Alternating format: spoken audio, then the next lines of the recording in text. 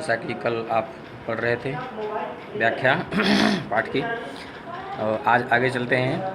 अभी वह उसी तरफ देख रहा था जिस तरफ से एक आदमी आवाज़ दे रहा था कि 4 आने में आसमान की सैर करो। आसमान मतलब आकाश, स्काई की सैर करो। अचानक शोर सुनकर वह चौंक पड़ा, यानी वो डर जैसे गया, चौंका कि ऐसा कैसे हो रहा है।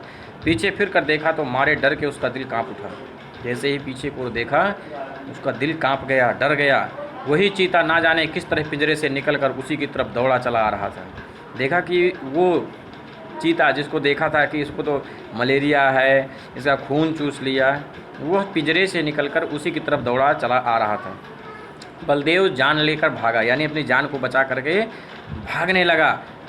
इतने में एक और तमाशा हुआ, एक और इंसिडेंट हुआ। क्या हुआ तमाशा हुआ? इधर से चीता गुब्बारे की तरफ दौड़ पड़ा। इधर से क्या था कि चीता गुब्बारे की तरफ दौड़ा। जो आदमी गुब्बारे की रस्सी पकड़े हुए था, जो आदमी गुब्बारे की रस्सी पकड़े हुए था, वह चीते को अपनी तरफ आधा देखकर बेतहाशा भागा। बेतहाशा यानी बिना उसके होश में एकदम बहुत तेज़ी से भागने लगा, परेशान होकर के भागने लगा।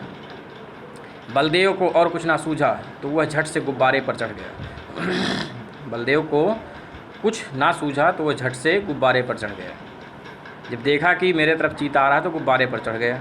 चीता भी शायद उसे पकड़ने के लिए कूदकर गुब्बारे पर जा पहुंचा। ऐसा लगा कि जैसे उसको पकड़ने के लिए गुब्बारे पर जा पहुंचा। गुब्बारे की रस्सी छोड़कर तो वह आदमी पहले ही भाग गया था। जो आदमी पकड़कर गुब्बारे को आ रहा था वो आदमी पहले ही भाग गया। वह गुब्बारा उड़ने के लिए बिल्कुल तैयार था, बिल्कुल तैयार था, यानी रेडी था। रस्सी छूटते ही वह ऊपर उठा।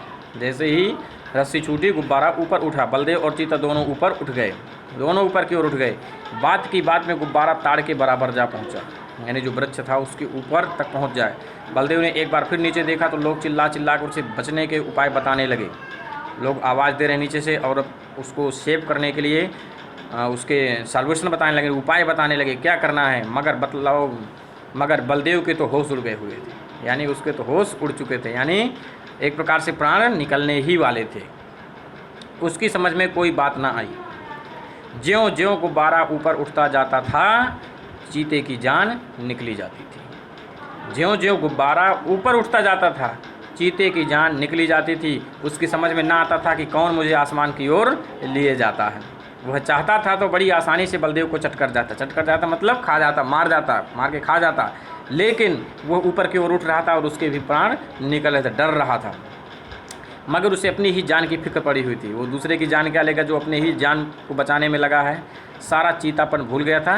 आखिर वह इतना डरा था कि उसके हाथ पांव फूल गए, यानी इतना डर गया था कि उसके हाथ पांव फूल गए। हाथ पांव फूल जाना मतलब बहुत भयंकर रूप से डर जाना।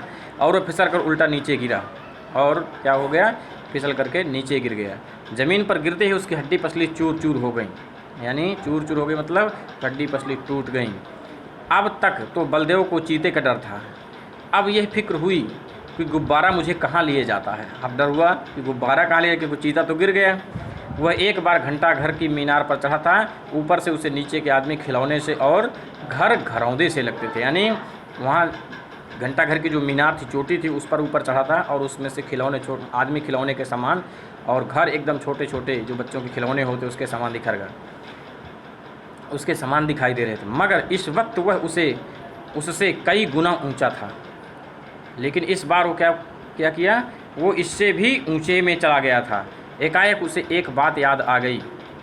उसने किसी किताब में पढ़ा था कि गुब्बारे का मुंह खोल देने से गैस निकल जाती है। अचानक उसको याद आया सडनली कि गुब्बारे का मुंह खोल देने से गुब्बारे से हवा निकल जाती है और गुब्बारा नीचे उतर आता है, कि मुंह बात धीरे धीरे खोलना चाहिए। अब मगर उसे यह ना मालूम था कि मुंह बहुत धीरे धीरे खोलना चाहिए, ये उसे मालूम नहीं था। उसने एकदम उसका मुंह खोल दिया और गुब्बारा बड़े ज़ोर से गिरने लगा।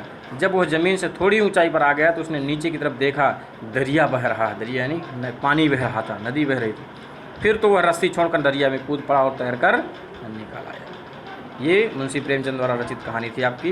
ये चीता देखिए गिर रहा है कैसे। और